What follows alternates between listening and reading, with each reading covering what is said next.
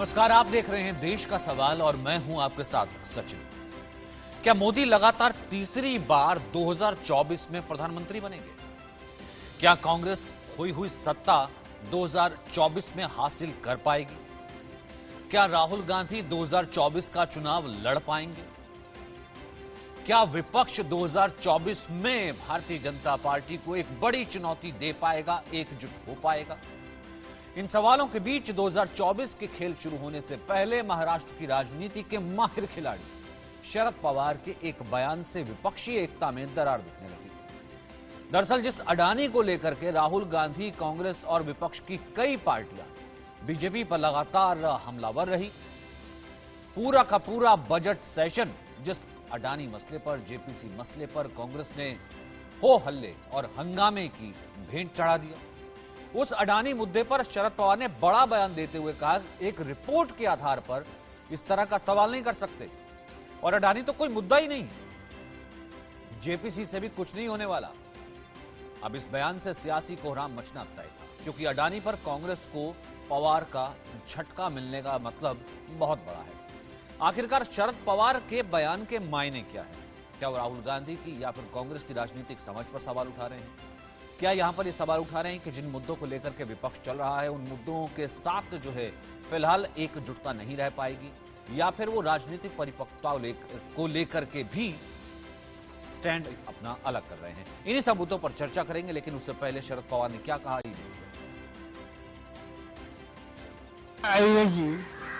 Supreme कोर्टाने एक committee नियुक्त करण्याचा निर्णय घेतला, ज्याच्यामध्ये निवृत्त सुप्रीम कोर्टचे जजेस आणि इतर काही लोक आहेत. सुप्रीम कोर्टाने आणखी एक गोष्ट केली की किती दिवसात त्यांनी अहवाल द्यायचा, टाईम पिरियड, या संबंधीची सूचना केली. आणि माझं मत असं आहे, तुम्ही काही जेपीसी सरसकट विरोध करत नाही. यापूर्वी जेपीसी होती, काही जेपीसी तर मी स्वतः चेअरमन होतो, पण जेपीसी बहुमताच्या संख्येवर त्या ठिकाणी तिचं फाउंडेशन होणार असल्यानं जेपीसीपेक्षा सुप्रीम कोर्टाची कमिटी अधिक उपयुक्त आणि प्रभावित होईल असं माझं मत आहे. वहीं ऐसा नहीं कि सिर्फ शरद पवार, क्योंकि शरद पवार जब भी कहा गया है, इससे पहले भी हमने देखा यूपीए में भी, जब भी विपक्ष की बात आई है, चेहरे की बात आई है, या सबसे बड़े नेता की कोई बात आई है, थर्ड फ्रंट की जब भी कोई बात आई है, अगर सबसे क्रेडिबल वॉइस कहीं ना कहीं निकल करके आती तो वो शरद पवार की आती। भले ममता बनर्जी हो या फिर केजरीवाल हो, तमाम अक्रॉस द पार्टीज जो हो शरद पवार के नाम पर आकर के जो है कहीं ना कहीं टिक जाते हैं। तो उनकी बात के मायने बहुत ज्यादा होते हैं, उनकी बात की जो गूंज है वो दूर तक जाती है। विपक्षी नेता भी उनसे इत्तेफाक लेते दिखे। का व्यक्तिगत मत हो सकता है। आपको याद होगा कि जब भी कोल स्कैम हुआ था, ऐसा जब आरोप हुआ था, तब भी कोर्ट की कमेटी बिठाई गई थी। तब भी अपोजिशन के कहने के आधार पर उस समय भी जेपीसी की गई थी। तो पवार साहब का व्यक्तिगत वो मत हो सकता है, लेकिन मोदी जी अदानी के मैटर में क्यों डर रहे हैं, ये सवाल अब देश की जनता पूछ रही है। अब जब देश की जनता जब पूछ रही है और अदानी के विषय में बात भी करने को वो तैयार नहीं है, वो LIC का पैसा हो या SBI का पैसा हो या प्रोविडेंट फंड का पैसा हो, जो कर्मचारी का पैसा है, क्यों उसमें अदानी के विषय में मोदी जी बात नहीं कर रहे? तो तमाम मुद्दों पर हम बात करेंगे। देखिए क्या कहना था विपक्ष के। जो इल्जाम लगे हैं आफ्टर हिडनबर्ग रिपोर्ट, उस बारे में उनकी बात कही। शरद पवार साहब ने ये कहा है कि विपक्ष जेपीसी की मांग कर रहा है, लेकिन जेपीसी से कोई मतलब साध्य नहीं होगा। जेपीसी का चेयरमैन बीजेपी का होता है, जेपीसी के जो मेंबर्स होते हैं वो कमेटी के, उसमें बहुमत बीजेपी का होता है। तो जो उनको चाहिए वही रिपोर्ट वो बना देंगे। एक पर्याय दिया है, एक विकल्प है न्यायालयीन जांच, ये पवार साहब का कहना है। एक बात तो मैं स्पष्ट तौर पे कहूं कि पवार साहब बहुत सीनियर नेता है, उनकी पार्टी इस मुद्दे पे साथ रही है। लगभग 19 राजनीतिक दल। देखिए, लोकतंत्र में चाहे सत्ता पक्ष हो या विपक्ष हो, उसमें बेहद आवश्यक है कि सामूहिकता किधर है। सामूहिकता जेपीसी को लेकर के, और पवार साहब अपने विचार के लिए स्वतंत्र हैं, लेकिन सुप्रीम कोर्ट जो देख रहा है ना, वो सिर्फ एक लिमिटेड परव्यू में देख रहा है। पॉलिटिकल पेट्रोनेज, पॉलिटिकल इन्फ्लुएंस का मामला जेपीसी ही देख सकती है। वो फोर्स में जेपीसी बनी, हर्षद मेहता वाले में बनी, कई अवसरों पर। तो मेरा सीधे तौर पे ये कहना है, और इंटरेस्टिंगली वो उसी चैनल में इंटरव्यू हुआ था जिस चैनल को टेक ओवर किया अभी अडानी साहब ने हाल में। तो खैर, इसमें जाना नहीं है। मैं सिर्फ ये कहता हूं कि लोकतंत्र में सामूहिकता महत्वपूर्ण है। पवार साहब अपने विचार के लिए स्वतंत्र। वहीं इस पर क्या कहना भारतीय जनता पार्टी का, आई वो रिएक्शन भी आपको सुनवाते हैं। मैं तो इस विषय में अंदर में अभी कुछ नहीं कहूँगा, क्योंकि सुप्रीम कोर्ट ने कमेटी बना करके मामला देख रहे हैं। लेकिन मैं इतना कहना चाहता हूँ कि ये सारा मुद्दा राहुल गांधी का अपना पॉलिटिकल कैरियर को चमकाने के लिए ये मुद्दा बनाया जा रहा है। इसको उस रूप से हम देखते हैं। बाकी चीज तो देश में कानून व्यवस्था है, संविधान से चलता है देश, कानून से चलता है। ये एक आदमी का पॉलिटिकल कैरियर को चमकाने के लिए, वो पॉलिटिकली फेल हो गए हैं, तो फिर चमकाने के लिए विवादित चीज को लेकर के मुद्दा बनाया जा रहा है। हर चीज का अपना एक तरीका होता है हैंडल करने का। वहीं ऐसे में सबसे बड़ा देश का सवाल इस वक्त यह है कि अडानी मुद्दे पर पवार ने कांग्रेस को क्या आईना दिखा दिया। दूसरा बड़ा सवाल, जब अलग अलग स्टैंड हैं तो विपक्षी एकता कैसे दिखेगी। तीसरा बड़ा सवाल, क्या 24 से पहले सियासी मौसम बदलने वाला है।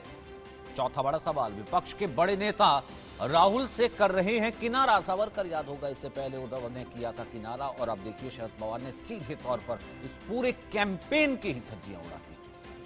वहीं अंत में क्या विकल्प, यही बचता है। एक सवाल यह भी उठता है कि अब राहुल जी एकला चलो रे। तो ऐसे में तमाम मेहमानों का पैनल हमारे साथ मौजूद है, इस पर हम चर्चा करेंगे। राजनीतिक चर्चा आज हम करेंगे, क्या 2024 से पहले इस बयान के मायने क्या हैं, और सीधे तौर पर शरद पवार जैसे इतने वरिष्ठ नेता की तरफ से यह बयान दिया जाना या फिर कहा जाना क्या कुछ संकेत करता है। मनोज यादव है हमारे साथ, बीजेपी के प्रवक्ता, स्वागत है आपका। प्रोफेसर राजकुमार फलवारिया हैं, राजनीतिक विश्लेषक। हमारे साथ डॉक्टर सीमा मलिक जो कि एनसीपी की प्रवक्ता है, वो जुड़ेंगी। हमारे साथ मोहन कुमार मंगलम हैं, कांग्रेस के प्रवक्ता। हमारे साथ राजू पंत हैं जो कि शिवसेना का नेता हैं, वो हमारा साथ देंगे। सबसे पहले मोहन कुमार मंगलम जी, मैं सबसे पहले आपके पास आना चाहता हूं। सर, पूरा का पूरा बजट सत्र अडानी के नाम चढ़ गया, पूरा का पूरा बजट सत्र जेपीसी के नाम चढ़ गया। एक बार भी, एक सदन में भी, एक 0R भी जो है पूरा काम नहीं हो सका। अर्जन पे अर्जन, अर्जन पे अर्जन। और ऐसे में विपक्ष के ही सबसे बड़े नेता सामने आकर के शरद पवार कह देते हैं अडानी तो कोई मुद्दा ही नहीं है। उन्होंने तो हवा निकाल दी सारी पूरी कांग्रेस कैंपेन की। देखिए, सबसे पहली बात तो मैं कहना चाहूंगा कि पूरा बजट सेशन अडानी जी के नाम नहीं उतरा है। इनफैक्ट पूरे बजट सेशन मैं कहूंगा भारतीय जनता पार्टी ने श्री राहुल गांधी को उनके जो अगेंस्ट एलिगेशंस लेवल किए थे उनको जवाब देने का भी मौका ही नहीं दिया, म्यूट कर दिया, सदन को ही म्यूट कर दिया था उन्होंने। तो सबसे पहली बात तो ये मैं ठीक बोल देता हूँ। दूसरी बात, जहां तक श्री शरद पवार का कहना है, हमारे देश के कई वरिष्ठ नेताओं में से एक वो भी है। उनकी बातें मायने रखती है, मायने नहीं रखती मैं कहूंगा नहीं, मगर इस समय में उनकी बात से मैं असहमत हूँ।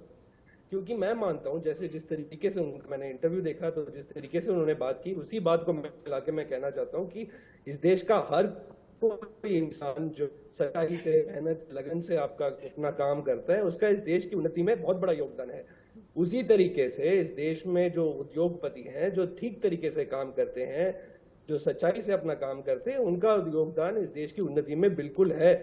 मगर अगर कोई डाका डाल के अपना घर बनाए और घर बनाने के लिए वो 4 लोगों को नौकरी दे, तो उस 4 लोगों को जो नौकरी दे रहा है उसके बारे में बात होगी, या जिसने डाका डाला है उसके बारे में हम बात करेंगे और सवाल पूछेंगे। यही सवाल आप ये समझ लीजिए कि अब अडानी जी में कह रहे हैं कि ऐसा है कि कोर्ट में मामला चल तो रहा है। जब अडानी जी के बारे में जो सवाल पूछे जा रहे हैं उसके किसी एक सवाल का भी ना जवाब देते हुए जी, वो ऑलरेडी जयराम रमेश जी ने अपनी हमारी कांग्रेस की तरफ से ये बात स्पष्ट कर दी है कि कोर्ट में जो चल रहा है उसके बहुत लिमिटेड टर्म्स ऑफ रेफरेंस है, उनका बड़ा नैरो फोकस है। और चाहे आप नरसिम्हा राव जी का दौरा ले लीजिए, जहां पे हर्षद मेहता घोटाले को लेके जेपीसी बनाई गई थी, या उसके बाद अटल बिहारी वाजपेयी जी का दौरा ले लीजिए जहां पे जेपीसी बनाई गई थी, दोनों में कई वैसे सवाल जो कोर्ट में नहीं पूछे गए थे उनका जवाब मिला था। और ये जो राजनीतिक तौर में जो संबंध है इस घोटाले के साथ, वो सिर्फ एक जेपीसी से ही बाहर आएगा। इस बात में भी मैं शर्मा जी की बात से असहमत हूं। सर वो इसी को तो कहते हैं, कह रहे हैं कि ये तो बेसिक समझ है ना, वो जो मांग ठीक है, अगर राहुल गांधी ने जेपीसी की मांग की, पूरा जो है सदन और कांग्रेस जो है उनके साथ हो गया, लेकिन वो ये कहते हैं ये तो बेसिक चीज है ना, जेपीसी बनेगी, जेपीसी में मेजोरिटी जो है, क्योंकि इस वक्त सदन में भारतीय जनता पार्टी की, जेपीसी में भी मेजोरिटी भारतीय जनता पार्टी के मेंबर की रखनी पड़ेगी, तो फिर अगर रिपोर्ट भी आएगी तो वो जाहिर सी बात अपने अगेंस्ट तो रिपोर्ट देगा नहीं, मेंबर जो होगा उसका जो अध्यक्ष होगा वो अपने फेवर में ही रिपोर्ट देगा। तो जेपीसी की तो मांग ही उठाना जो है टेक्निकल तरीके से लाजमी नहीं है जो कांग्रेस उठा रही है। अच्छा, तो मुझे एक बात बताइए, जब 2G का घोटाला उठा था तब उसके लिए भी एक पूरा जुलाई का सेशन सदन पूरा वेस्ट हो गया था, और उसके बाद जेपीसी बनाया गया था, तब भी यही लॉजिक अप्लाई हुआ था क्या? मैं आपको बताना चाहता हूं कि चाहे मेजॉरिटी भारतीय जनता पार्टी के प्रवक्ता हो, भारतीय जनता पार्टी के एमपीज हो उस जेपीसी में, तब भी जो मुद्दे उठाने की जरूरत है वो जेपीसी में उठाए जाएंगे, और हर रोज जो जेपीसी की बैठक होगी उसमें क्या चर्चा होगी वो बाहर आएगी। देश की जनता को किसको बुलाया जा रहा है, उससे क्या पूछताछ की जा रही है, बाहर आएगा ये सब कुछ। ये देश की जनता को खबर देना बहुत ही महत्वपूर्ण है, ना सिर्फ देश की, पूरी दुनिया के लोग, ना सिर्फ हिंडनबर्ग रिपोर्ट के ऊपर, बट वॉशिंगटन पोस्ट ले लीजिए या कहीं वो तो हिंडनबर्ग को ही कह रहे हैं कि हिंडनबर्ग है क्या, चलो मैं तो उसमें नहीं जाता, पर मैं ये कह रहा हूँ, अच्छा मैं एक संक्षिप्त में एक छोटा सा काउंटर में बाकी पैनलिस्ट के पास जा रहा हूँ, छोटा सा काउंटर है मेरा, एक छोटा सा काउंटर मैं फिर बाकी पैनलिस्ट के पास जा रहा हूँ। वो तो ये कह रहे हैं कि हिंडनबर्ग है कौन सर, हिंडनबर्ग क्या चीज है, हिंडनबर्ग की क्या क्रेडिबिलिटी है कि हमारे देश में जो है इस बात को लेकर हंगामा हो गया, मैं उसमें नहीं जा रहा, ठीक है आप इससे असहमत हैं, आपने कहा कि शरद पवार ने बयान दिया, आप इससे असहमत हैं, लेकिन मुझे एक बात बताइए, फिर कोई थर्ड फ्रंट या विपक्षी एकता या फिर बीजेपी बनाम विपक्ष, उसमें अगर अडानी सबसे बड़ा मुद्दा है जिसको लेकर के शरद पवार ही किनारे हो गए, तो फिर वो कैसे बनेगा?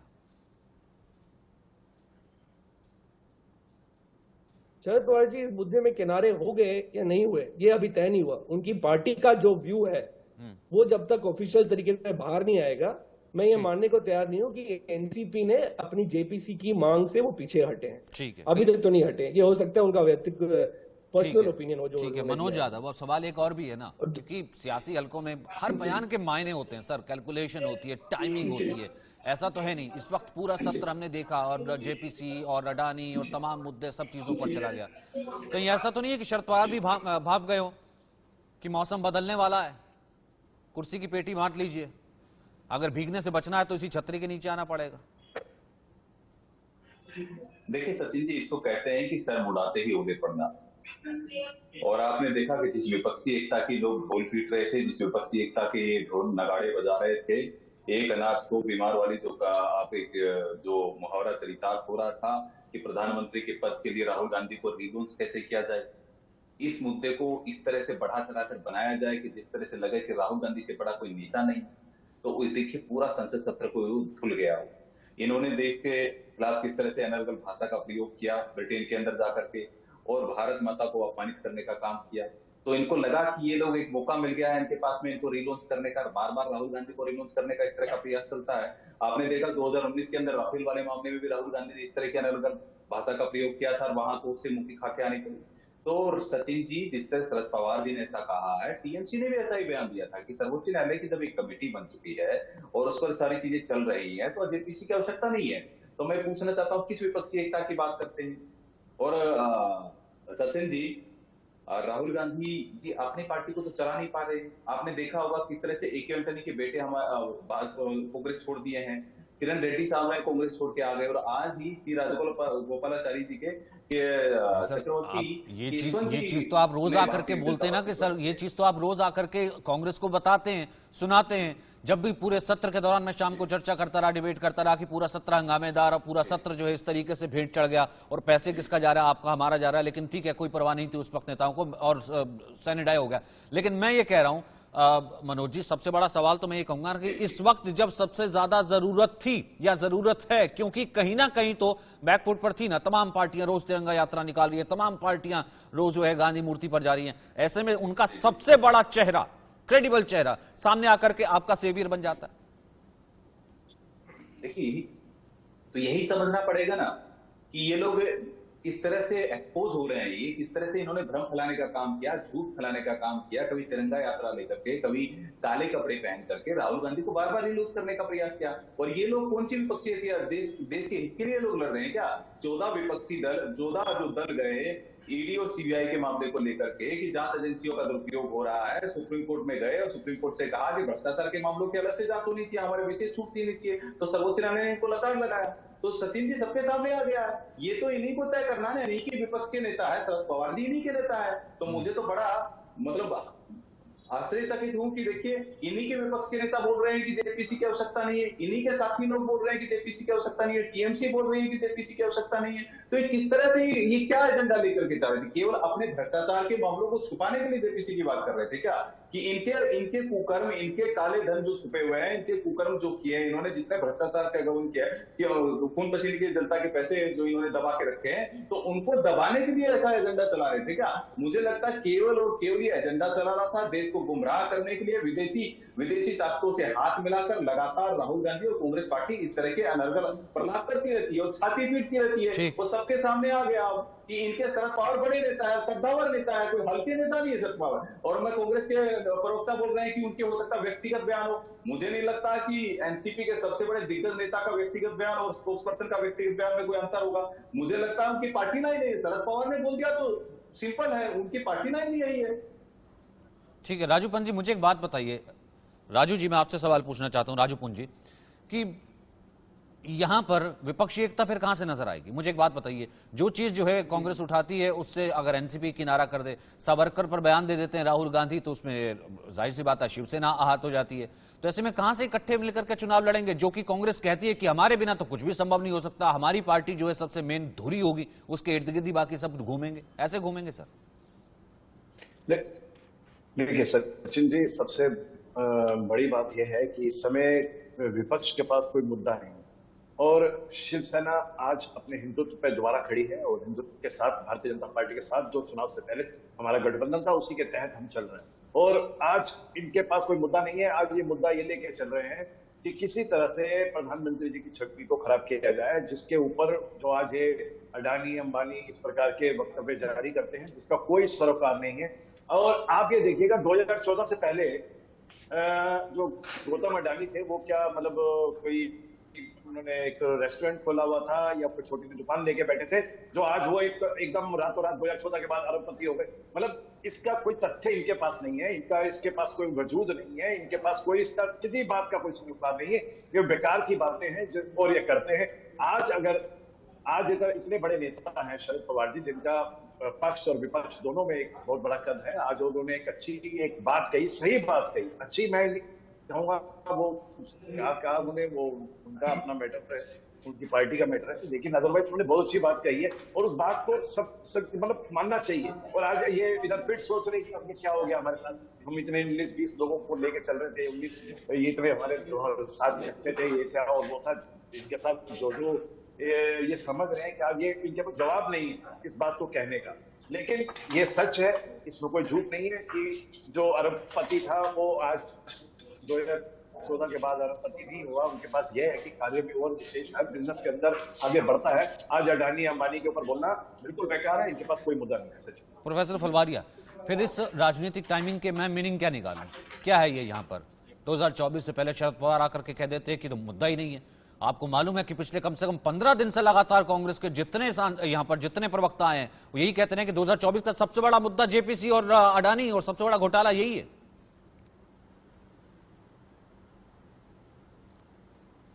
मेरा ये व्यक्तिगत मानना है कि कांग्रेस के राहुल गांधी के कौन मार्गदर्शक मंडल के में है ये सोचना चाहिए। मैं जमीन की बात कर रहा हूँ, आम लोगों की। मैं विद्यार्थियों के बीच में रहता हूँ, उनसे भी जब मैं पूछता हूँ तो उनको लगता है कि ये उनका मानना है कि राहुल गांधी को ये मार्गदर्शन देता कौन है इन विषयों को लेकर, और वो ऊट पटांग बोलते हैं और उसके बाद वो सारा उसको बाद में रिवोक भी करते हैं। अडानी वाले मुद्दे के अंदर जो कहा हमारे मित्र ने भी, मैं उस बात से भी सहमत हूं। क्या अडानी 2014 से पहले क्या छोटा मोटा व्यवसाय करते थे क्या? आज कांग्रेस के 3, 4, 5 अभी तो 3 बचे राज्य हैं, उससे पूर्व हर कांग्रेस की सरकारों के बीच में उनके बिजनेस टर्म्स रहे हैं। उनके राहुल बाबा के जो जीजा श्री रॉबर्ट के साथ उनके बिजनेस डील चलती रही है। वो एक व्यापारी है भाई, और व्यापारी के संबंध सबके साथ होते हैं। सबके साथ व्यापारी अपना संबंध बना के रखता है, चाहे वो किसी के दल की हो, चाहे वो कोई भी सरकार हो, वो अपने इंटरेस्ट में काम करता है। और हमें खुशी भी होनी चाहिए कि भारत का व्यापारी कोई भी व्यापारी हो सकता है, चाहे हमारे और व्यापारी रहे होंगे, वर्ग रहे होंगे, शीर्ष व्यापारी रहे होंगे, उनका अगर बिजनेस और व्यवसाय बढ़ता है तो उसका कहीं ना कहीं भारत को मौका मिलता है। लेकिन एक व्यापारी को केवल आड़ में लाकर, क्योंकि वो गुजरात से बिलोंग करते हैं, इसके आधार पर आप उसको आरोप में लाते हैं, तो मुझे लगता है कि कांग्रेस की मानसिकता शो करती है कि कहीं ना कहीं वो गुजरात के खिलाफ है, कहीं ना कहीं वो अडानी के को आड़ में एक एजेंडा सेट करने की कोशिश कर रहे हैं। तो मुझे लगता है कि कांग्रेस के मार्गदर्शन मंडल को ये जानकारी देनी चाहिए, जमीनी हकीकत बतानी चाहिए कि राहुल के इस जवाब दीजिए मोहन कुमार मंगलम, ये कौन देता कौन है, ये मतलब मुद्दे देता कौन है? लगातार गिर रहा है। यहाँ पर शरद पवार कह रहे हैं कि असली मुद्दे तो बेरोजगारी है। के खेमे से लोग निकल के जा रहे हैं। मोहन कुमार मंगलम जवाब दीजिए, वो ये कह रहे हैं कि ये कौन देता है मुद्दे, कांग्रेस ये कौन देता है मुद्दे जो कि राहुल गांधी लेकर के चलते हैं और बाकी और कांग्रेसियों को फिर पीछे खड़ा होना पड़ जाता है क्योंकि अपने साथ ही खड़े नहीं होते। मुझे लगता है ये कांग्रेस के मार्गदर्शक मंगलम जी, ये आप मुझे खत्म करने दीजिए। आपने मुझे बात रखने का मौका दिया तो मुझे अपने दीजिए। कन्याकुमारी से लेके कश्मीर तक भारत जोड़ो यात्रा में करीबन 6 महीने राहुल जी चल के बेरोजगारी का मुद्दा उन्होंने हर रोज उठाया, महंगाई का मुद्दा उठाया, और ये मुद्दे आज भी हैं। इन मुद्दों का अडानी के उठाया सर वो शुरुआत ही करते थे, सर वो शुरुआत ही करते थे कि मैं ये आरएसएस बीजेपी के खिलाफ यात्रा निकाल रहा हूं, मैं देश में नफरत के खिलाफ यात्रा निकाल रहा हूं, मैं यहाँ पर यात्रा निकाल रहा हूं। और आते आते जो है, क्योंकि अडानी का मुद्दा सामने आ गया था, तो आते आते उन्होंने फिर कहा कि अब ये जो भारत जोड़ो यात्रा है ये अडानी के खिलाफ है आंदोलन। उन्होंने महंगाई का जिक्र ही नहीं किया सर। भारत जोड़ो यात्रा की मुद्दा राहुल को जिंदा रखना है, इसलिए वो जो विषय को चला रहे थे, राहुल को जिंदा रखना है, राहुल को मीडिया में रखना है, उनके पास कोई मुद्दा तो था नहीं। देखिए, ये इस तरीके की बातों का मैं जवाब भी नहीं देना चाहूंगा कि राहुल को जिंदा रखना है, राहुल। और बाय द वे ये भी बोल देता हूं मैं कि अडानी जी का जो आज का मुद्दा है, अडानी का जो मुद्दा है, वो राहुल जी ने 8 साल पहले ही सूट बूट की सरकार बोल के उसी लाइन में एक मुद्दा उठाया था।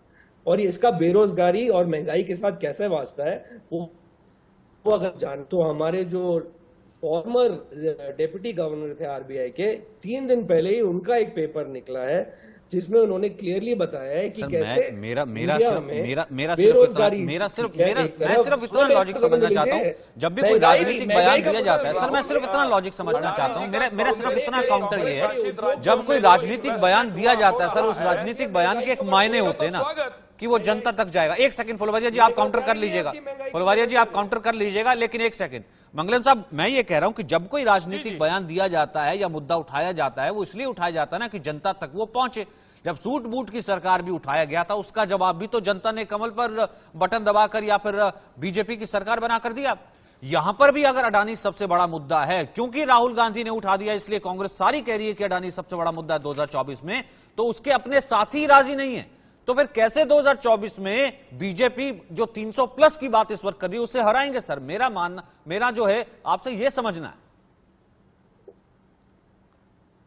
शायद मेरी जानकारी 400 प्लस। एक सेकंड फुलवारिया जी, आपसे नहीं सवाल, मैं आपका नाम लूंगा तब आप बोलिएगा। बोल लीजिए आप 400 प्लस, आप गिनती जो मर्जी लगा लीजिए बैठ के यहाँ पे, जब चुनाव आएगा तब पता लगेगा किसको कितने वोट मिले। और हर कोई मुद्दा जो है अडानी के मुद्दे के साथ साथ बेरोजगारी का मुद्दा भी और महंगाई का मुद्दा भी हर रोज उठाया जा रहा है। आज अडानी के मुद्दे के उसके साथ क्या संबंध है मैं आपको बताने की कोशिश कर रहा हूं, मुझे बताने नहीं दे रहे। वही मैं आपको बता रहा हूं कि आप विरल आचार्य का अगर रिपोर्ट पढ़ेंगे तो उसमें क्लियरली बताया गया है कि अगर हमारे देश में महंगाई बढ़ती जा रही है तो उसका इन बड़े बड़े उद्योगपति के साथ बहुत खास रिश्ता है। इनको प्राइसिंग पावर मिल गई है। अगर सारी की सारी इंडस्ट्रियां, सारी की सारी जो सत्ता है इनके पक्ष में हो और इन्हीं को बढ़ा दिया जाए, ये पावर और जो मनी कॉन्सेंट्रेट होने लगता है, ये अपनी मर्जी का ये अपनी मर्जी का प्राइस चार्ज कर सकते। और यही एक वजह है, या यही कई वजहों में से बहुत मुख्य वजह ये है कि भाई इनको प्राइसिंग पावर मिल रहा है, इनकी पावर कंसोलिडेट हो रही है। तो इसमें इस अडानी जो है वो इसका एक उदाहरण है। इन बड़ी बड़ी उद्योगपतियों के पास ही हमारे देश की संपत्ति में लगभग मेरे ख्याल से 60% सर, जनता को फिर कैसे समझाएंगे ना सर, क्योंकि बेरोजगारी का मुद्दा शरद पवार प्रेस कॉन्फ्रेंस करके कह रहे हैं बेरोजगारी सबसे बड़ा मुद्दा है। आप ये कह रहे हैं कि देखिए क्योंकि कैपिटलिज्म में इन पावर्स को वो मिलता है, तो मैं कह रहा हूँ जनता तक ये कैसे पहुंचेगा अगर मुद्दा अगर मुद्दा बड़ा है तो? अरे यही तो हम समझा रहे हैं।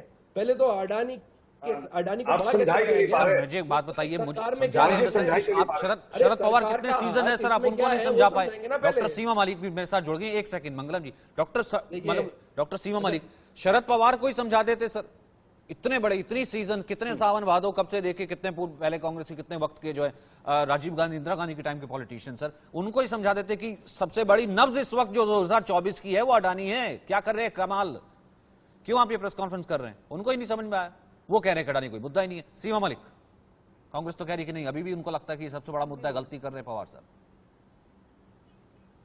देखिए सचिन जी, ऐसा उन्होंने नहीं कहा कि कोई मुद्दा नहीं है, पर उन्होंने कहा कि जो बड़े मुद्दे हैं आज देश के, जो बर्निंग इश्यूज हैं, वेदर इट इज अनएम्प्लॉयमेंट और महंगाई, ये जो भी फार्मर्स इशू हैं और इकोनॉमी ऑफ द कंट्री, ये सब बहुत ऐसे मुद्दे हैं जिनके लिए कि शायद हम लोग को सबको सेलेक्ट करके पार्लियामेंट में पब्लिक ने भेजा है और वो चाहते हैं कि इन इश्यूज पर बात हो। और देखिए उन्होंने बोला कि सुप्रीम कोर्ट ने एक कमेटी बनाई है जिसमें कि ऑल एक्सपर्ट्स हैं from the different fields Adani ji के मुद्दे पे, तो let them do their job. और उन्होंने ऐसा भी कुछ नहीं बोला। और बाकी देखिए कॉर्पोरेट्स का जो रोल है उसको कोई भी मतलब कोई भी मना नहीं कर सकता इस बात से कि उनका कोई रोल नहीं है, वो चाहे पहले की सरकार थी या अभी की सरकार है। और जैसा कि आप देखिए अडानीज एंड अंबानीज के बारे में, अगर उनका पावर सेक्टर में या उनका पेट्रोकेमिकल सेक्टर में कुछ रोल, बहुत बड़ा कंट्रीब्यूशन है, तो वही बात उन्होंने कही है सिंपली, जिसके लिए कि इतना कोई वो हल्ला वाली बात नहीं है। दे सेड कि जो हम रियल इश्यूज हैं, जो लार्जर इश्यूज हैं, उन पे हमें फोकस करना चाहिए। और जो देखिए जो बीजेपी की जो ये जो डिविजिबल डिवाइड करने वाली पॉलिसीज हैं, जो डिस्ट्रक्टिव पॉलिसीज हैं, उनके अगेंस्ट हमें लड़ना है। तो हमें सबको मिलके कुछ एक स्ट्रैटेजी प्लान करके तो कैसे मिलेंगे? मैं वही तो कह रहा हूँ, अगर इनके लिए हिंडनबर्ग सबसे ऑथेंटिक, सबसे क्रेडिबल सोर्स हो जाता है, तो शरद पवार जो कि सबसे बड़े नेता, सबसे क्रेडिबल, कहना कि अगर थर्ड फ्रंट इकट्ठा आता है, साथ लेकर के आते हैं, या यूपीए बनता है या कुछ भी बनता है, ऐसा कोई विपक्ष बनता है, उसके सबसे बड़े क्रेडिबल अगर नेता कहीं ला सकते हैं, जो कि तमाम नेता कहते रहे हैं, वो कहते हैं कि हिंडनबर्ग है कौन, हिंडनबर्ग की क्रेडिबिलिटी क्या है? बोला हिंडनबर्ग लेकर के आप यहाँ पर हंगामा कर देते हैं, नहीं बाकायदा उन्होंने कहा ये, तो फिर कैसे एकजुट होगा? आप कह रहे हैं ना कि हम एकजुट होकर मुकाबला करेंगे। एकजुट होंगे जब हम लार्जर इश्यूज के ऊपर फोकस करेंगे और अपने एक स्ट्रैटेजी प्लान करेंगे। देखिए हमने महाराष्ट्र में बहुत सक्सेसफुली गवर्नमेंट चलाई थी मिनिमम कॉमन मिनिमम प्रोग्राम के ऊपर। तो अभी पहले देखिए ये हाँ या ना में it is not a larger, which one is larger? Of course the larger issues are the unemployment and the you know inflation and economy. They are the larger issue, the farmers issue. They are और बाकी issue larger है. So we have to focus. क्योंकि अब तक मेरे साथ जितने sir प्रवक्ता जुड़ते रहे हैं वो सब ये कहते रहे हैं कि हमारे लिए 2024 में, क्योंकि सबसे ज्यादा क्रूशियल यही रहने वाला है, देश में बहुत बड़ा घोटाला हुआ है, सबसे लार्जेस्ट इशू तो यही है कि 2024 में अडानी, हिंडनबर्ग. नहीं क्या लार्जर इशू है या नहीं है? मोहन कुमार मंगलम जी, सबसे बड़ा मुझे नहीं लगता, जितने भी ऑपोजिशन के लोग हैं मेरे ख्याल से कांग्रेस और एनसीपी सभी इस बात को मानते हैं कि बेरोजगारी और महंगाई आज के सबसे बड़े इशू हैं. Economy of the country is also important. ये सब लोग जानते हैं और सभी लोग, ये ऑपोजिशन सारा ही मेरे ख्याल से कोई भी इस पे नहीं कहेगा कि बेरोजगारी और महंगाई कोई इश्यूज नहीं है। तो मुझे नहीं लगता कि ऐसा कोई भी कहेगा, वेदर इट इज एनसीपी और कांग्रेस और एनी ऑपोजिशन पार्टी, सभी कहेंगे कि हाँ ये इश्यूज हैं आज कंट्री के और इनको हमें उठाना चाहिए। और देखिए जो उन्होंने, बहुत सीनियर पॉलिटिशियन है वो माननीय पवार साहब, और उन्होंने ये बात कही है कि अगर हमें इनसे लड़ना है तो we will have to make some strategy, सबको हमें यूनाइट होकर आना पड़ेगा। मुझे नहीं लगता कि इसमें कोई ऐसी बात है यूनाइट होकर के कैसे जिसके लिए आएंगे कि कि आप आपका जी। लार्जर इशू, मतलब किसी पार्टी का We are larger all- issue दूसरी all पार्टी के लिए larger invited. Issue We are रहता all ही नहीं invited. है। आप ये कह And रहे हैं थोड़ी कि बहुत- महंगाई है, महंगाई को उन्होंने लेकर पहले के भी मैंने तो देखिए नहीं बोला देखा है कोई कि तिरंगा कोई जो यात्रा या national- कोई जो यहाँ पर कोई national वो मार्च हुआ हो। तो ठीक है, हर एक अपने नहीं, इश्यूज ऐसा भी तो नहीं है, कॉमन ऐसा मिनिमम में नहीं है, लाने ऐसा पड़ेंगे ना। नहीं है। Opposition Manoj Yadav, time to या फिर time आपके लिए इनको कहीं ना उठाता रहे, कहीं पर शायद ये हमें बैठे उनको और उससे बैठे ज्यादा बिठाइए, करना आपके लिए पड़ेगा। कहीं ना कहीं सोने पर सुहागा हो गया, सचिन जी। विपक्ष में दरार एक बार फिर नजर आ गई। देखिए सचिन जी, गालिब ताउम्र गलती करता रहा, गालिब ताउम्र गलती करता रहा, धूल चेहरे भी थी, वो आईना साफ करता रहा। समस्या राहुल गांधी के नेतृत्व में है, समस्या राहुल गांधी के अंदर है, इसीलिए कांग्रेस पार्टी को भी छोड़ छोड़ के जाए तो राहुल गांधी और राहुल गांधी नहीं पुराना हो गया, लेकिन यह है कि राहुल गांधी वही उसी हाल में है। आपने देखा होगा किस तरह से वेंटिलेटर पर कांग्रेस पार्टी को लेकर चले गए हैं। 2014 के अंदर आपने देखा होगा कि मात्र 44 से इनके पास सांसद आए और 2019 के अंदर 52 के आसपास उनकी हालत क्या है आप छोड़िए, जीते।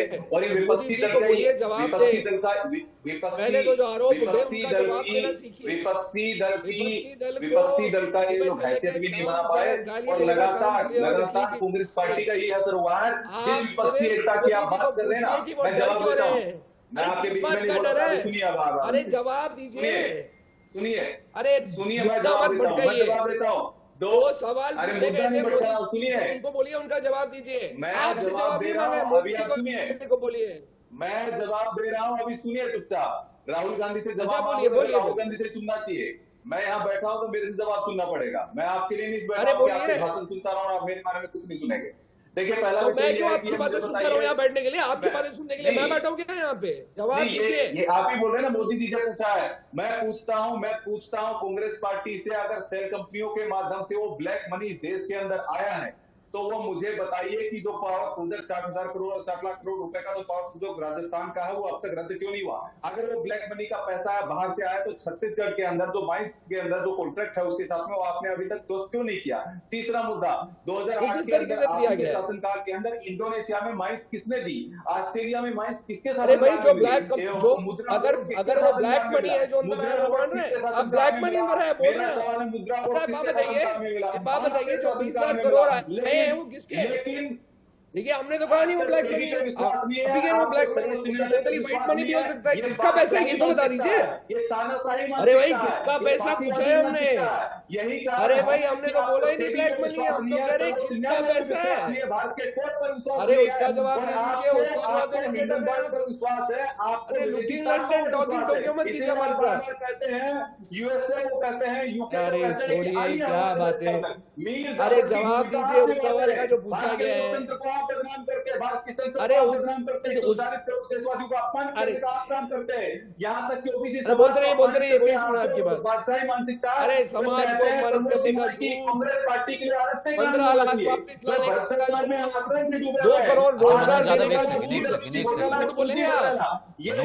मनोज यादव एक सेकंड इस कारण से फिर और मैं और बाकी और पैनलिस्ट भी हैं, फिर हम सुन ही नहीं पा रहे हैं क्योंकि आजकल जूम से स्काइप से जो है स्काइप से नेटवर्क इश्यूज आ जाते हैं, क्योंकि एक दूसरे को ओवरलैप होता है तो फिर उसके बाद हम सुन भी नहीं पाते हैं। एक सेकंड मनोज यादव जी सुन लीजिए, क्योंकि मनोज कुमार मंगलम भी साथ बोल रहे हैं, आपका जवाब दे रहे हैं, इसलिए लोग सुन ही नहीं पा रहे हैं। इसलिए आप दोनों एक दूसरे को काउंटर कर लीजिएगा। मैं वापस आऊंगा, राजू पुंज जो है वो कुछ कहना चाह रहे थे, अपना हाथ उठा रहे थे, उसके बाद प्रोफेसर फुलवारिया मैं आपके पास आ रहा हूं, फिर मैं आप दोनों के पास वापस आऊंगा।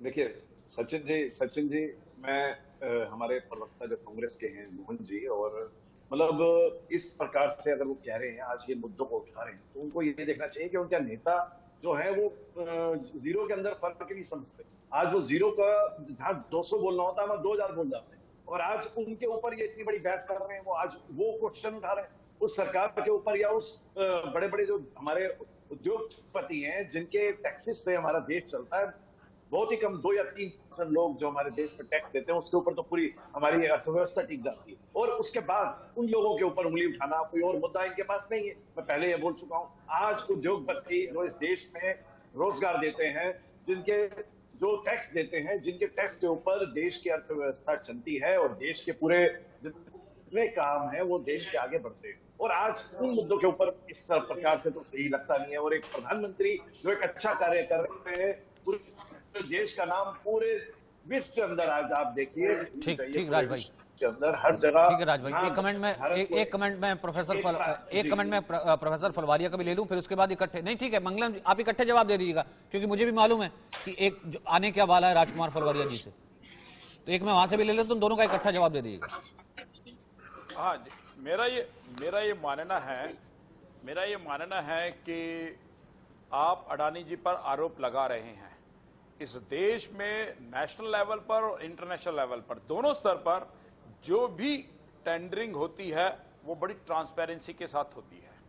अगर वो व्यवसाय कर रहे हैं, अगर उस टेंडर या उस प्रोसेस के अंदर कहीं खराबी है, कमी है, तो आप उसको न्यायालय के अंदर चैलेंज कर सकते हैं। चैलेंज करना भी चाहिए, लेकिन कोई देश का व्यापारी, उद्योगपति, जैसे मेरे भी साथी कह रहे थे कि इस देश के उद्योगपतियों के टैक्स से इस देश की आम हमारी योजनाएं चलती है, तो मुझे लगता है कि किसी पर आरोप लगाने से पहले उसके साथ तथ्य होने चाहिए। और वो ये दावा से कहते हैं, मैं उनकी पक्ष नहीं रख रहा हूं, वो इंटरनेशनल लेवल की, नेशनल लेवल की जितनी भी पॉलिसीज है, उनकी स्कीम्स है, उनको फॉलो करते हैं। जब राजस्थान के अंदर मुख्यमंत्री अशोक गहलोत के साथ जब डील करते हैं तो अडानी जी ठीक है, जब छत्तीसगढ़ में प्रोजेक्ट लगाते हैं तो ठीक है, जब हिमाचल की तरफ बढ़ते हैं तो ठीक है, या किसी कांग्रेसी प्रदेश में उन्होंने कोई प्रोजेक्ट लगाया तो ठीक है, लेकिन ये ड्यूल पॉलिसी नहीं चलनी चाहिए। राजस्थान में प्रोजेक्ट लगाए तो बहुत बढ़िया, छत्तीसगढ़ में प्रोजेक्ट लगाए तो बहुत बढ़िया, लेकिन अडानी चोर है, अडानी भ्रष्ट है, उनके मोदी के संबंध है। बिना तथ्यों के साथ, बिना प्रोसेस के वायलेशन किए हुए अगर आपके पास है तो न्यायालय भी हमारे पास है और विधायिका भी हमारे पास है, राज्य की विधायिका भी हमारे पास है, न्यायालय भी हमारे, हमें वहां जाना चाहिए। बिना तथ्यों के आधार पर हमको आरोप लगाने की आवश्यकता नहीं है। अब जवाब दीजिए, अब जवाब दे दीजिए मंगलम जी। वो ये कहना चाह रहे हैं कि ना खाता ना भाई, क्योंकि जो राहुल जी कहते हैं वो सही, वो कह रहे हैं कि किसी कोर्ट ने कहा होता। ठीक है फलवारी जी जवाब ले लीजिए ना, आपने दोनों ने सवाल पूछिए, राजपूत ने भी पूछा और आपने पूछा, मैं दोनों का जवाब लेता हूँ। वो कह रहे हैं कि ऐसा क्यों कि भैया जो ना खाता ना भाई, जो राहुल जी कहते हैं वो सही। मेरे बीच में कोई बोल रहा है, बंद कर दीजिए पहले, मैं अपना जवाब दे देता हूँ, उसके बाद वो जो मर्जी बोलते रहेंगे, नेता को गाली देते रहेंगे, उनका और कोई काम नहीं है। नहीं बोल नहीं रहा था, नहीं बोल रहा था, मैं बोल देता हूँ। इस देश में हर नागरिक टैक्स भरता है। पहले ये जान लीजिए कि हमारे जो देश का अगर 100 रुपए टैक्स में आता है, उसमें करीबन 50 रुपए या उसके ऊपर जीएसटी में आता है, इनडायरेक्ट टैक्स में आता है। जब हम पेट्रोल भरते हैं, जब हम सिलेंडर खरीदते हैं, जब हम कुछ भी सामान खरीदते हैं, एक आम नागरिक टैक्स भरता है, आधा टैक्स उससे आता है। तो ये समझ लीजिए, इसीलिए बड़े टैक्स भरते हैं, जिससे अरे भाई और आज नरेंद्र मोदी जी के शासन में 28 लाख करोड़ रुपए डीबीटी के माध्यम से सीधे खातों में जा रहे हैं, सीधे 28 लाख करोड़ रुपए खाते में गए। अच्छा मनोज भाई एक बार उनको पूरा कर लेने दीजिए ना, मनोज जी एक बार उनको पूरा कर लेने दीजिए ना। उन्होंने एक लाइन बोला है कि भाई 100 रुपए अगर टैक्स आता है, एक सेकंड, एक मैं समझ लेता हूँ ना टैक्स स्ट्रक्चर। भाई इसमें कॉर्पोरेट टैक्स कहीं बैठता ही नहीं है, भाई अडानी ने कोई टैक्स दिया ही नहीं है। जितने कॉर्पोरेट्स हैं, जितने बड़े बड़े एयरपोर्ट जिन्होंने बनाए हैं, जितनी बड़ी कंपनियां, उन्होंने कोई टैक्स दिया ही नहीं है। वो कांग्रेस के टाइम पे भी नहीं दिया होगा, अब भी नहीं दे रही होंगी, है ना। वो कहां जा रहा है, पर उनको पूछने तो दीजिए सर। मनोज जी आप अगर ऐसे बीच में बोलेंगे तो फिर हम नहीं समझ पाएंगे ना वो कैलकुलेशन जो कि जनता जानना चाहती 2024 के सबसे बड़े मुद्दे की। एक सेकंड मनोज जी, मंगलम जी को समझाने दीजिए। 100 रुपए में 50 रुपए जो है वो जीएसटी का आ गया, ठीक है जी, समझाइए आगे। वो जीएसटी का आम नागरिक का टैक्स आ जाता है, ठीक है, पहली बात ये। दूसरी बात, इसलिए हमें उद्योगपति के ऊपर कोई सवाल ही नहीं उठाना चाहिए, ये नहीं कहना चाहिए। दूसरी बात, अगर कहीं भी कोई भी सवाल उठता है और हम सवाल उठा रहे हैं, ये याद रखिएगा, हम सवाल उठा रहे हैं। अगर अरविंद केजरीवाल जी ने दिल्ली सदन में कहा कि जो 20,000 करोड़ रुपए आए हैं अडानी की कंपनियों में, वो मोदी जी के पैसे हैं, ये हमने नहीं कहा, ये उन्होंने सदन में कहा। हम पूछ रहे हैं ये किसका पैसा है। कल पता लगा है कि चीन की, अरे फिर मेरी बात टोक रहे हैं आप, मेरे को अपनी बात कंप्लीट तो करने दीजिए। मैं बोल रहा हूँ 20,000 करोड़ किसके पैसे आए हैं ये पूछ रहे हैं। क्यों पूछ रहे हैं? क्योंकि 6 पोर्ट, 13 जो है शिपिंग पोर्ट और 6 एयरपोर्ट अडानी जी के पास है। ये तो बहुत ही इंपॉर्टेंट तो सिक्योरिटी कोर्ट गए तो आप, मैं वही तो समझना चाह रहा हूँ ना सर, घोटाला कैसे? कोर्ट गए, कोर्ट ने एक्सेप्ट किया, या तो कोर्ट ने खारिज कर दिया, कोर्ट ने एक्सेप्ट किया। छोड़िए, मैं ना सुन तो लीजिए मेरी बात। अभी रिसेंटली 2 दिन पहले एक और स्कैम निकला, क्योंकि एक स्कैम लेके बात करेंगे तो 1 घंटा क्या 2-3 घंटे लग जाएंगे बोलने के लिए। कोयले के मामले में बात करते हैं। अभी 2 दिन पहले ही एक एक्सपोजे आया है कोयले के मामले में। टेंडर हुआ था भाई, अब आप बोलेंगे टेंडर हुआ था, ऑक्शन हुआ था, गलती कैसे हो सकती है?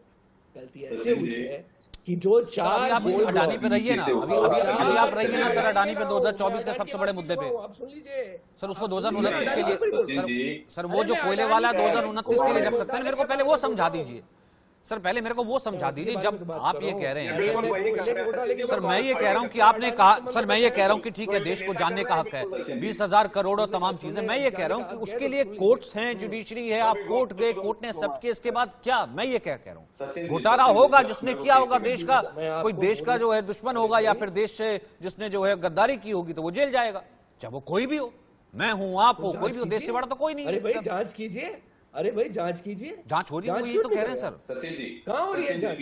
बहुत ही नैरो एरिया में जांच हो रही है, जहां से। सचिन जी प्लीज।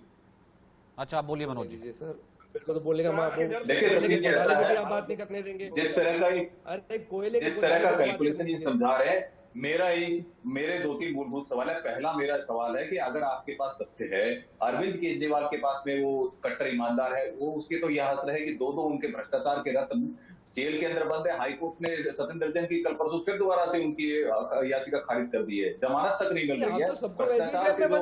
जो आकंठ डूबे हुए लोग हैं, भ्रष्टाचार में जो आकंठ डूबे लोग हैं, वो लोग ईमानदारी की बात कर रहे हैं, और आपके पास तथ्य है। अरे भ्रष्टाचार में अगर डूबे हुए लोग हैं ना, तो उनको अपनी सफाई करानी हो तो आपकी पार्टी में आ जाएंगे। गांधी को क्यों नहीं देते हैं ये ज्ञान? आपने कोर्ट के अंदर ये तथ्य क्यों नहीं पेश किए? क्यों नहीं तथ्य पेश किया? कहां से खरीद रहे हैं? कोर्ट के अंदर वॉशिंग मशीन खरीद लिए। और तीसरा विषय अरे बात बताना, मेड इन चाइना ही है वॉशिंग मशीन, कैसे वॉशिंग मशीन खरीद रहे हैं? बता दीजिए। अरे made in China washing machine है कि made in India washing machine है, सिर्फ ये बता दीजिए। तो उस पर दबाव बनाने यही मुझे समझ में नहीं आ रहा। और बोलते हैं कि देश कल परसों तक तो आ रहा था कि कोई चाइनीज है जिसका पैसा लगा हुआ है अडानी के अंदर। मूल विषय ये है कि अगर आपको आपत्ति है, अरे आप मुझे बता दीजिए, made in China washing machine है, made in India washing machine है, सिर्फ ये बता दीजिए। जब सर्वोच्च न्यायालय ने कमेटी गठित कर दी है तो वो सबूत पेश करने चाहिए आपको। क्या समझ? अरे कितनी बार बोलेंगे कि सुप्रीम कोर्ट की कमेटी जो स्थगित हुई है उसमें सारे सवालों के जवाब नहीं मिलेंगे? आपको समझ में नहीं आता क्या? के हाथों में, विदेशी ताकतों के हाथों में बिकना, चीन परस्ती करना, विदेशी ताकतों की परस्ती करना, उनकी विदेशी हाथों की आप लोगों की आदत है, ये आदत है आप लोगों की। अरे चीन को अपनी जगह देके चुप बैठे हुए आप लोग क्या बात करने गए ताकतों के बारे में? है कि देश के सारे व्यापारी चोर है, वो वही सब चल रहा है। मुझे बताइए शरद पवार जी ने क्यों बोला कि ये मुद्दा नहीं है? आपके तो बहुत अच्छे समर्थक हैं, आपके सहयोगी रहे। अरे शरद पवार जी ने बोला ही नहीं कि मुद्दा नहीं है, यही बात कर लेते हैं। शरद पवार के प्रवक्ता खुदा के बोल के गए, आपको सुनाई नहीं दिया क्या? लेकिन प्रोफेसर फुलवारिया मुझे एक चीज समझाइए, अरे आप तो राजनीति के प्रोफेसर भी है, लेकिन प्रोफेसर फुलवारिया मुझे एक बात है, ये तो राजनीतिक बयानबाजी है, रोज होती है, अब उनको डिफेंड करने पड़ेगा। भाई भारत जोड़ो यात्रा के अंतिम पड़ाव में सबसे बड़ा मुद्दा से लेकर के विदेश से जाकर के यहाँ आकर के कह देना कि अडानी सबसे बड़ा मुद्दा है, और एक सेकंड में अगर शरद पवार हवा निकाल दे तो डिफेंड तो करना ही पड़ेगा। ऐसा तो है ही नहीं सकता कि कह देंगे नहीं शरद पवार ठीक कह रहे हैं, हम राहुल गांधी को समझा लेंगे, ये तो कह नहीं सकते। लेकिन मुझे ये समझाइए मुझे थोड़ा सा समझाइए प्रोफेसर राजकुमार फुलवारिया, एक एक करके तमाम बड़े नेताओं का केजरीवाल मिल लेते हैं टीआरसी से, वो राहुल गांधी के नेतृत्व वो कभी स्वीकार नहीं करेंगे। ममता गांधी कह देती हैं कि वो कांग्रेस के साथ मिलकर के वो चुनाव नहीं लड़ेंगी। दक्षिण में जो है वो कहां से आप अपना गठबंधन ढूंढेंगे वो भी साफ इधर नजर आ रहा है। यहां पर शिवसेना जो उद्धव गुट है उसने सावरकर को लेकर के कह दिया कि हम आपका साथ छोड़ देंगे अगर आपने जो है सावरकर वाले बयान पर माफी नहीं मांगी, अगर आपने सब कुछ नहीं किया। अब आपका जो सबसे बड़ा मुद्दा था उस पर भी आपको फजीहत झेलनी पड़ गई आपके साथी के द्वारा ही, क्योंकि राहुल गांधी ने यह बयान दिया था। सर बार बार राहुल गांधी से किनारा, क्या यह एक नया समीकरण बना रहा है? बोलिए प्रोफेसर फुलवारिया। मेरा ये माना भी एक मित्र ने कॉर्पोरेट टैक्स को लेकर कॉर्पोरेट जवाब टैक्स दीजिए के ना, जो साथ मैंने साथ सवाल उन्होंने पूछा। जीएसटी की बात कही थी। मैं उसी जीएसटी की आज वो प्रेस कर रहे हैं कि जो मैंने 50% सवाल पूछा, GST उसका जवाब कलेक्शन हुई दीजिए है। ना। इसी जीएसटी को राहुल गांधी ने गब्बर सिंह टैक्स बोला था, गब्बर सिंह टैक्स बोला था। और रही बात कट्टर ईमानदार केजरीवाल जी कहते हैं, विधानसभा में कहते हैं कि अडानी के पास सारा जो पैसा है वो मोदी का है। मैं उनसे निवेदन करूंगा कि वो प्रेस कॉन्फ्रेंस करके यह आरोप लगाए, फिर वो उसी तरह जिस प्रकार जेटली जी से, नीतीश जी से माफी मांगी, वो दुनिया से माफी मांगेंगे। तीसरा विषय जो कहा आपने, विपक्ष, आप ये मान के चले आज की तारीख में विपक्ष एकजुट नहीं है। मैं इसको व्यक्तिगत रूप से मानता हूं कि विपक्ष का कमजोर होना भी लोकतंत्र के लिए खतरा है। विपक्ष एक साथ सहमति नहीं है, ये भी एक भारतीय राजनीति का एक क्राइसिस चल रहा है। और मुझे लगता है कि लोकतंत्र की सफलता के लिए विपक्ष का किन्हीं मुद्दों पर इससे तो नहीं एकजुट इनकार होना किया जाता ना। चाहिए। ठीक है, अभी आज आप महाअघाड़ी का दुर्भाग्य हिस्सा से हैं, कांग्रेस को विपक्ष डिफेंड करना है, एक मुद्दे लेकिन पर भी एक 2024 साथ में नहीं खड़ा अगर है। यहाँ पर इसी तरीके और से जो राहुल है गांधी तमाम इसमें दलों हमें को, आपके किसी को साथी दलों डिफेंड को, करना है। आपके कोई ना साथी कोई दलों को ही विपक्षी ऑब्जेक्शन होता दल रहा के राहुल खिलाफ गांधी के इन सब आपने बयानों कहा। या फिर मुद्दों से, तो फिर कैसे विपक्षी एकता बनेगी? या फिर माइनस कांग्रेस एक देखिए, विकल्प पर हमें भी कोई- विचार हो कोई सकता अब है? देखिए, हमने हमेशा से कांग्रेस के साथ रहे हैं और आज भी हैं। और देखिए, हमारे लीडर ने सिर्फ ये बात कही है कि we have to focus more on the larger issues. और अगर हम ये सावरकर जी की भी, जैसे उन्होंने नाम लिया, अभी बात हुई थी, तो उन्होंने उस समय भी यही बोला था कि ये कोई नेशनल इशू नहीं है और इससे ये छोटी चीजों पे मतलब हमें वो नहीं करना चाहिए आपस में। We have to focus on the problems of the मैं वही कह रहा हूँ, मैं एक छोटा सा ऑब्जेक्शन दीजिए। मैं वही तो कह रहा हूँ ना, जहाँ कैसे तक मैं ये मानूं कि भाई, जीएसटी की कैसे मैं बात मानूं है, विपक्षी नेशनली एकता अगर है आप कि वो जीएसटी इत्तेफाक रखते बढ़ा हैं। रहे हो और गरीब लोगों को मैम, देना एक पड़ रहा है सेकंड। तो हम जरूर आवाज उठाएंगे जी। मैं कह रहा हूँ कि मैम, मैं कैसे मानूं कि आप कह रहे हैं कि नहीं हम कांग्रेस के साथ ही थे, कांग्रेस के साथ ही, कांग्रेस के साथ ही लड़ेंगे। बोलेंगे राहुल सावरकर नहीं हूं। मुझे एक बात पर ऐसा बताइए, कुछ आप नहीं कहते हैं है। सावरकर इशू नहीं उन्होंने है, यही वहां वो केवल बोला सावरकर है। के नाम पर जो है जेल उन्होंने जाने को केवल- तैयार हो जाते हैं।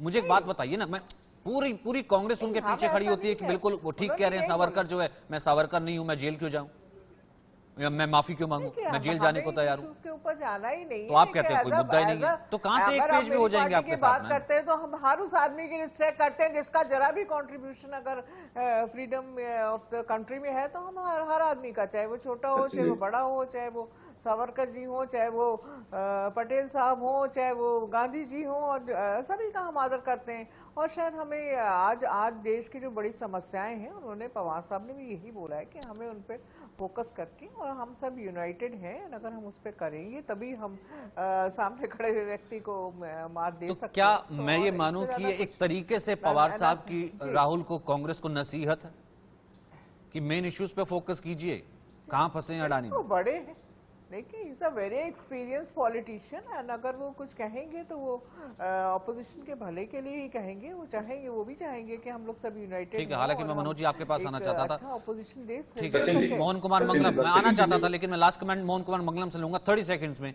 वो कह रहे हैं आपके भले के लिए, तो कह रहे हैं हम आपके साथ हैं, कांग्रेस के साथ है, साथ ही लड़ेंगे। वो इतने बड़े हैं, आपके भले के लिए कह रहे हैं। लार्जर इशू अडानी नहीं है, लार्जर इशू कुछ और है।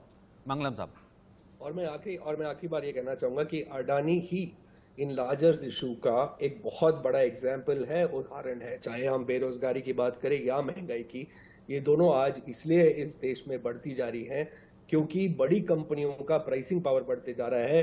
सिर्फ थोड़ी कंपनियों के हाथ में बहुत सारी सत्ता आ रही है, बहुत ज्यादा पैसा आ रहा है, जो मर्जी चार्ज कर सकते हैं। अरे बीच में 30 सेकंड आपने मुझे दिए या इस और किसी और को दिए बीच बोलने के लिए? अरे चुप रहिए, मेरी बात तो सुन लीजिए, बिना बीच में बात किए आपको करना है, मोहर जनता ने लगानी है। 2024 का चुनाव है, बिसात आपकी है, जनता तय कर देगी कौन राजा है, कौन रंग है, कौन बाहर रहेगा, कौन अंदर आएगा। ठीक है सर, आपके लिए जो सबसे बड़ा मुद्दा था वो शरद पवार के लिए वो मुद्दा रैंक ही नहीं करता। कहीं ना कहीं सबसे बड़ी बात ये थी, जाते जाते सीमा मलिक ने भी कहा, एक तरीके की नसीहत थी, इनके भले के लिए बोली है।